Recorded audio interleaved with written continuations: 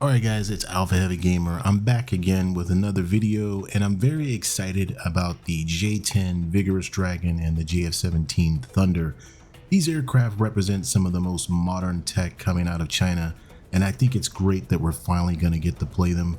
I want to dive into some details about the jets, in real life. I know right now the dev server is going on. The jets really aren't complete in there. They're missing a lot of things. And, flight performance wise, of course, the standard disclaimer, that's probably not going to stay that way. But I do want to talk about some of the technology that we're going to be getting in the game. All right, so the J-10A is what we're getting. It's also known as the Chengdu J-10A Vigorous Dragon. It's a fourth generation multi-role combat aircraft developed and manufactured by the Chengdu Aircraft Industry Group in China. It serves as one of the primary jets in the People's Liberation Army Air Force, and it's been in service since the early 2000s. I think about 2004, 2005 is when it came online. So the J-10A was designed to meet the requirements for an indigenous fighter capable of performing air superiority, ground attack, and aerial reconnaissance missions. China does fly the J-11, but that is a jet that they build based off of a Russian design. So this is really the backbone of the Chinese Air Force when we're talking about indigenous advanced fourth generation fighters. So let's talk about some of the design and aerodynamics. The J-10A is mostly a clean sheet design, and I say mostly. I know I said this is an indigenous fighter. It is, but when you say that about China, and I don't want to make any Chinese memes or mad or anything, but you do have to say it with a little bit of a pinch of salt. This aircraft is based on the Israeli Lavi design. Just take a look at it and you can probably infer, where they took some design cues, but that's enough of that. For the most part, it is a clean sheet design and boasts some sleek aerodynamic features, featuring a delta wing configuration with leading edge extensions and canard surfaces. This design, coupled with its lightweight composite material construction, it really provides the aircraft with excellent maneuverability, high agility, and superior performance really at both low and high speeds. Like I said, the flight model right now is not really representative of what I think we're going to get in the game. But I'm looking forward to being able to go toe to toe with F-16s, JAS-39 Gripens when we get this in the game. Now, I'm talking about avionics and systems. The J-10A is pretty advanced. It's equipped with a really good avionics. It's a modern fly-by-wire flight control system. The J-10A offers really good control responsiveness and stability. And when we're talking about avionics, we're talking right now pulse Doppler radar with some pretty good modes. It looks like there's an electrical optical targeting system or an infrared search and track for really good situational awareness. And there's an integrated electronic warfare suite for self-protection. I know Gaijin really isn't modeling that stuff right now, but I do expect for this to become more standard in the game as they start to refine aircraft. It's a digital cockpit for this jet, and if you're going to be flying sim, it's actually going to look pretty good.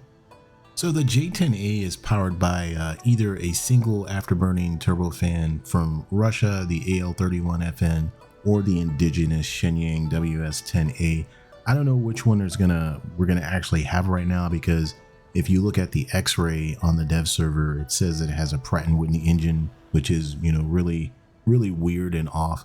So we'll see which one we're gonna get, but this is still the J-10A. There's the B and the C versions, which may have upgraded engines. But regardless, the engine is going to provide a high thrust to weight ratio, enabling its aircraft to achieve supersonic speeds, somewhere up to Mach 1.8, and perform high-speed maneuvers. Now, as far as weapon systems, the J-10A is very well armed. It has a 23mm twin-barrel cannon for close engagements.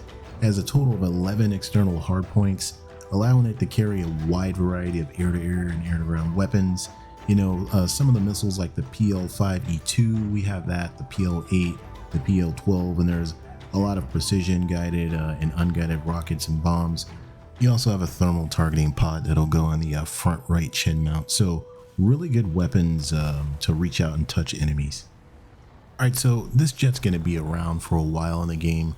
The J-10 family is pretty strong with upgrades and variants.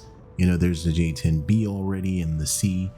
You know, those jets have received improved engines, ACER radars. They also have some stealth enhancements that reduce radar cross-section, and they're also navalized and two-seat versions of these jets. So, at $40 million a copy, the J-10A Vigorous Dragon is a versatile and technologically advanced multi-role fighter. You know, it's very sleek, very nice looking. The model is beautiful. The jet is really beautiful, and I'm happy to have it in the game. When compared to the JF-17, which is aimed more for the export market, I mean, there is a J-10CE that is aimed at the export market, and Pakistan is one of the buyers of that. But the fact that they introduced the J-10 and the JF-17 at the same time gives us the unique opportunity to compare the high-low mix I think China intended. But the J-10 is very much the bigger brother to the JF-17. It's more refined, has better combat capabilities.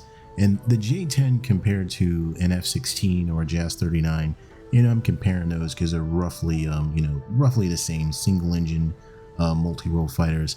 I think the J-10 is a jet that is going to give those jets a run for their money, and even give the heavier jets, the F-15s, the Su-27s, a run for their money as well. I'm really happy that it's in the game.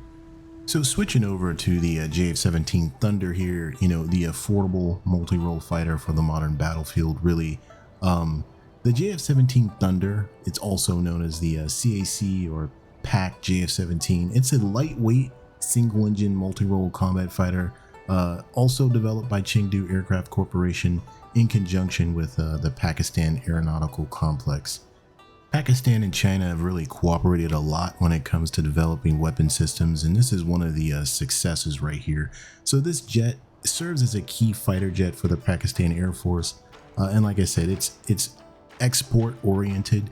It's been exported to other nations as well. Of course, Pakistan is the largest operator with over 150 platforms, Block 1 through 3. You also have Nigeria, you have Myanmar, and you have Azerbaijan, who's also ordered the jet. And you can see why. The JF-17 Block 1s at a cost of $15 to $20 million per copy, it's a very cost-effective solution for nations seeking a cheap, versatile fighter jet for the spectrum of missions that they're trying to do. So design and aerodynamics for the JF-17, it features a conventional aerodynamic layout with cropped out the wing and a vertical stabilizer. Its airframe is designed for low maintenance and high performance, incorporating light materials and advanced aerodynamics to ensure its agility and speed. The aircraft's design also allows for impressive maneuverability, particularly in close air combat scenarios. And one of the keys here is, while its design philosophy prioritizes cost effectiveness, the JF-17 still manages to deliver solid performance comparable to way more expensive aircraft in its class. It gives countries with small budgets access to a fighter jet with, some actual competitive capabilities. So what exactly are we talking about? We're talking about modern avionics. We have a digital cockpit, multifunction displays, hands-on throttle and stick control system, advanced heads-up displays. There's an advanced radar, the KLJ-7, which is pretty good, really offers a lot of different modes. There's an electronic warfare suite that enhances the survivability of the aircraft, coupled with a missile approach warning system. I haven't seen it on the dev server yet. I'm hoping that will be added to the jet, as it is if this is going to be a Block 1, it's a Block 1 capability. So a lot of bang for the buck.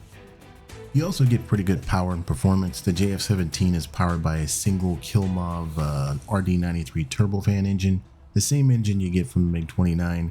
It gives the aircraft a maximum speed of approximately Mach 1.6.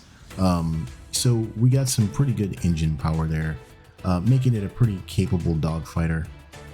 So talking about weapons here, the JF-17 doesn't let down there. There's a 23mm twin barrel cannon. There's also 7 external hardpoints. So less hardpoints than the J-10, but that was going to be known. But it still carries a variety of weapons. You get the PL-5E2 infrared missile, which is the only infrared missile choice. It's also capable of carrying the SD-10, so a good active radar homing missile, which is an export version of the PL-12. There's a good variety of laser-guided munitions and unguided rocket pods. This aircraft is also capable of carrying like laser designated rockets, kind of like the A-10 advanced precision kill rockets, but we don't have them here. Alright, so for upgrades and variants, I assume that Gaijin is introducing the Block 1 variant of the JF-17. They're currently on the Block 3. The jet has seen several upgrades that improve its combat effectiveness. Mainly the features that we're seeing now on the Block 3 are enhancements to its radar. It has an ASA radar now, improved avionics, and the ability to carry more advanced weaponry, primarily the PL-15 air-to-air missile. The latest variants also have a helmet-mounted sight, so really good upgrades to keep the fighter competitive on the global market. So in conclusion here, I'm really happy that Gaijin decided to release, the Dragon and the Thunder at the same time. I'm surprised that they made the JF-17 a squadron vehicle. Really, that's probably one of the best squadron vehicles I've seen in a while. They have forgone making some serious money off of this thing. They could have made it a premium. Better yet, it just could have been in the tech tree. But the JF-17, to clear this up here, it's a highly versatile and cost-effective multi-role fighter aircraft, and it's well suited to nations with limited defense budgets.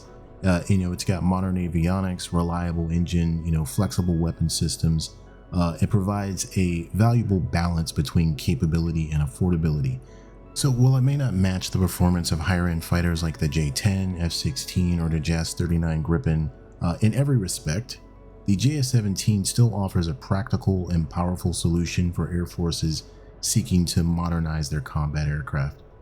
I mean, it's really interesting that both of these aircraft are on the export market when we're talking about the J-10CE and the JF-17. And of course, while the F-16, you can number those in the thousands, and air forces around the world maintain hundreds of those fighters in their inventories, the J-10 and the JF-17, it's more in the category of the JAS-39 Gripen with export, success level. There aren't really many export customers for the JAS-39 Gripen, but it doesn't make it a bad aircraft. The same thing with the JF-17. It's cheap. If you're a small country with a small budget and you want some big capability, then maybe you look at the JF-17. And then if you got a little bit more money, at about $40 million a copy for the J-10A, $80 million for a J-10C, maybe you can look at a little bit more if you got even bigger money.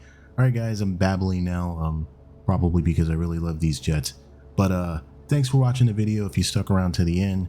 And hopefully I'm able to make more videos in the future. I've been really slammed with work lately. That's why it's been a little bit slow with the content. But thanks again for sticking around. Thanks for listening, and I'll see you next time.